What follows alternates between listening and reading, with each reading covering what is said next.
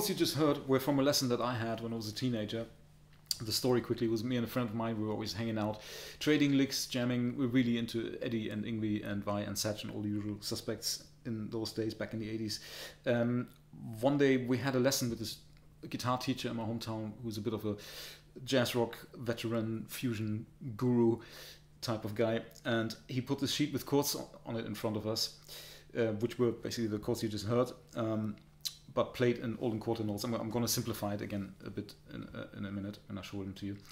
And so obviously we struggled to play that. That was my first introduction to inversions and shell voicings and generally extended chords, jazz chords. And it was kind of like he was scolding us, telling us that, well, before you worry about dive bombs and sweep picking and tapping and fast legato runs, you should have your chords together. And of course he's right, you should have your chords together. Here they are. The first one's a shell voicing. We're leaving out the fifth, 1, 2, 3, 4, 5, so that E here, we're not playing that. Instead we're playing the root, which is A and G, the minor 7 and the major third. So that's 5th fret, low E, 5th fret, D, 6th fret, G. And we're playing that 3 times. 1, 2, 3 quarter notes. Yeah, 1, 2, 3. On the 4, we play this voicing, which is an E flat 9, E flat 9 into a D9. All right. So our target chord is this one, which is the subdominant. So we got the tonic, the subdominant, and the dominant, meaning it's a 1-4-5 progression with all 7th chords. So A7, D7, and E7. Okay, so that's the tonic, the subdominant, and the dominant. Okay, so before we go into the subdominant, which means before we go into the D, yeah. So if you got a blues in A, before you go into the D, we're playing half step up. Yeah, so 1 fret up into this chord. And that's on the beat 4 of the first bar.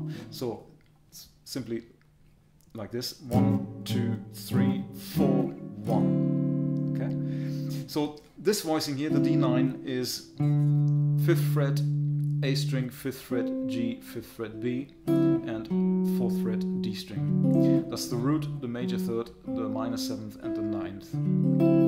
Okay. We play that twice on beats 1 and 2, and 3 and 4 is this F sharp diminished chord, which is the 4th fret D string, B string, and 5th fret G and high E. Okay, until there. 1, 2, 3, 4, 1, 2, 3, 4. Back to A, and then we play this.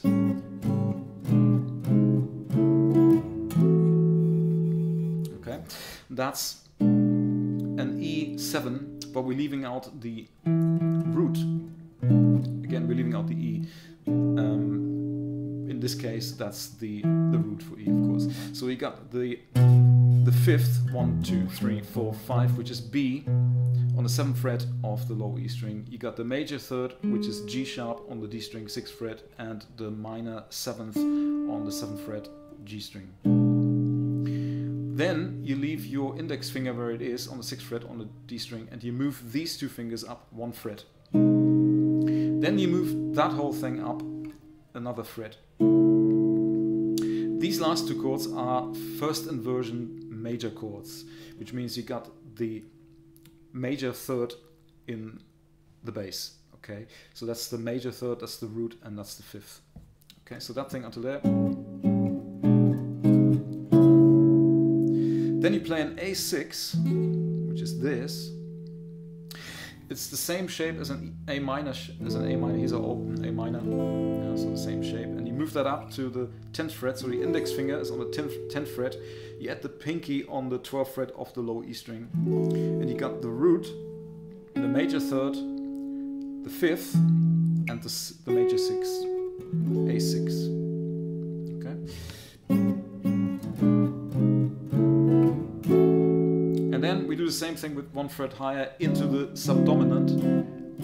Play 1 whole bar of D9 And then in the second bar, instead of playing D9, we play this voicing again, this diminished F sharp diminished voicing, and then we move that up a minor third and another minor third and another minor third.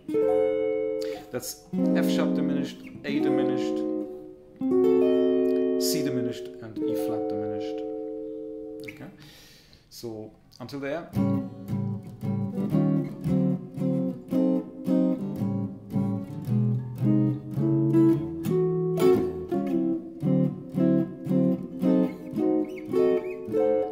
Back to A, and you do the same thing as before, but you're not going to the A6 this time. Instead you go back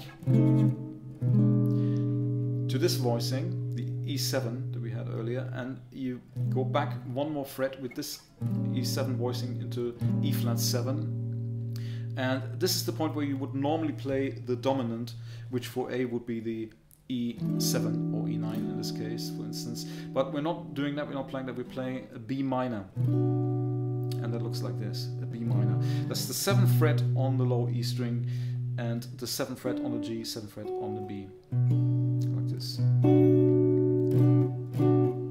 Then you play a single note E flat into a E7 sharp 9, which is the Hendrix chord, which I'm sure most of you guys are familiar with. Hendrix chord, so that's the E7 sharp 9, that's the root, the major third, the 7 and the sharp 9 on the B string. Okay, so from there, from the B minor, 1, 2, 3, 4, 1. And then you play an E7 flat 9. You bar the 6th fret, D string, G string, and B string. So when you lift your pinky, you got the flat 9 here instead of the sharp 9. So sharp 9 and flat 9. Back to A7, F sharp 7 sharp 9. Back to E7 sharp 9, E7 flat 9, back to A. That's the whole progression. Okay, so those were the chords that I learned back then, and I just wanted to share them with you because I really got a lot out of them. So later on, when I discovered guys like Robin Ford, who played stuff like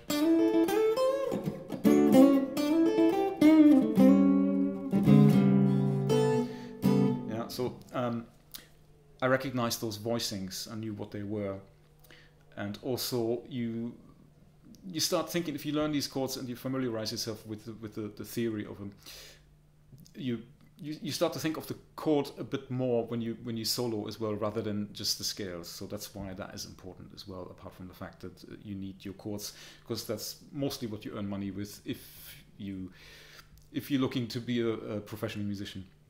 And even if not, you should learn your chords. All right, see you next time. Cheers, guys.